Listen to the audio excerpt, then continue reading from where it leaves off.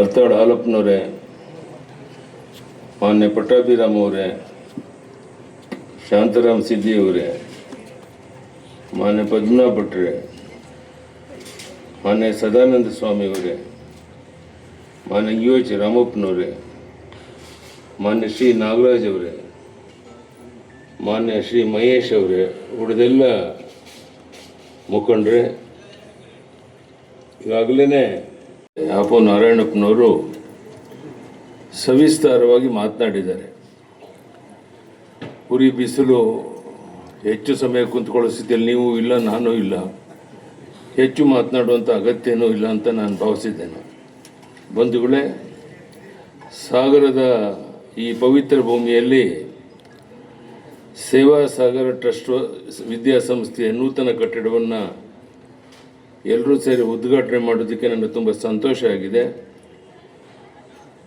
ಜ್ಞಾನದ ಬಲದಿಂದ ಅಜ್ಞಾನದ ಕೇಡು ನೋಡಯ್ಯ ಎಂದು 12ನೇ ಶತಮಾನದಲ್ಲಿ ಅಣ್ಣ ಬಸವಣ್ಣವರು ಹೇಳಿದಂತೆ ಸಾವಿರಾರು ವರ್ಷಗಳಿಂದ ಜ್ಞಾನ, ವಿದ್ಯೆ ಮತ್ತು ಶಿಕ್ಷಣಕ್ಕೆ ಅತ್ಯಂತ ಪ್ರಾಮುಖ್ಯತೆಯನ್ನು ಕೊಟ್ಟವರು ಭಾರತೀಯರು. ಉತ್ತಮ ವ್ಯಕ್ತಿತ್ವ ನಿರ್ಮಾಣಕ್ಕೆ ಶಿಕ್ಷಣವೇ ಅಡಿಪಾಯ.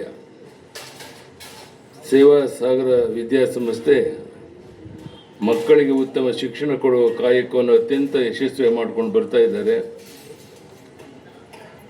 ಅಂಕ ಗಳಿಕೆಗಾಗಿ ಮಕ್ಕಳನ್ನು ತಯಾರಿಸುವ ಕಾರ್ಖಾನೆ ಆಗಿರದೆ ಈ ಶಾಲೆಯ ಮಕ್ಕಳಿಗೆ ನಮ್ಮ ಸಂಸ್ಕೃತಿ, ಸಂಸ್ಕಾರ ಮತ್ತು ರಾಷ್ಟ್ರೀಯ ಮೌಲ್ಯಗಳನ್ನು ಧಾರೆ ಎರೆಯುವ ಪವಿತ್ರ ಸಂಸ್ಕಾರ ಕೇಂದ್ರವನ್ನಾಗಿ ಇನ್ನಷ್ಟು ಎತ್ತರಕ್ಕೆ ಬೆಳೆಯಲಿ ಅಂತ ಆಶಿಸ್ತೇನೆ.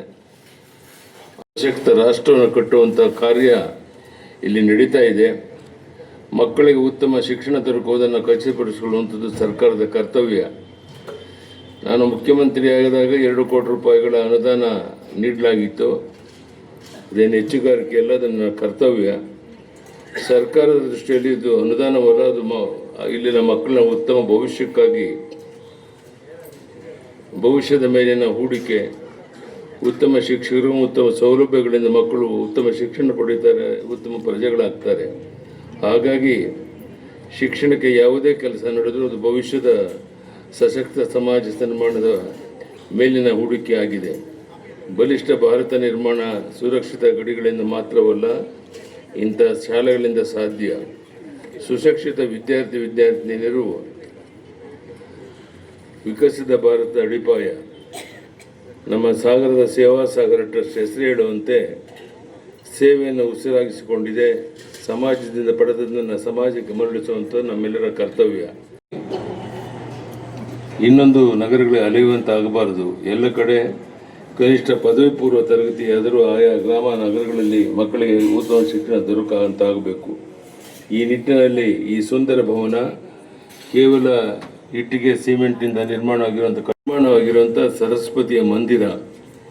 ಎಲ್ಲ ಮಕ್ಕಳಲ್ಲಿ ನಮ್ಮ ಮನವಿ ಎಂದರೆ ಕೇವಲ ಅಂಕಗಳಿಗೆ ಓದಬೇಡಿ, ಮೌಲ್ಯಗಳಿಗಾಗಿ ಓದಬೇಕು. ನಿಮ್ಮ ಕಲಿಕೆ, ನಿಮ್ಮ ಸಾಧನೆ ನಿಮ್ಮ ಹೆತ್ತವರಿಗೆ, ಈ ಶಾಲೆಗೆ ಮತ್ತು ಈ ಮಣ್ಣಿನ ಹೆಮ್ಮೆ ತರುವಂತಿರಬೇಕು.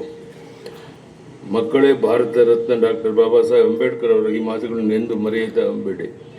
ಶಿಕ್ಷಣವು ಹಾಲಿನಂತಿರಬೇಕು, ಅದನ್ನು ಕುಡಿದವರು ಹುಳಿಯಂತೆ ಗರ್ಜಿಸಬೇಕು ಎಂದು ವ್ಯಕ್ತಿತ್ವ ನಿರ್ಮಾಣದಲ್ಲಿ ಅನುದಾನ ಕೊಡಬೇಕು ಅಂತ ಹೇಳಿ ಹೆಗಲ ಮೇಲೆ ಕೈಯಾಗಿ ಹೇಳಿದರು, ಕೊಡ್ತೀನಪ್ಪ ಅಂತ.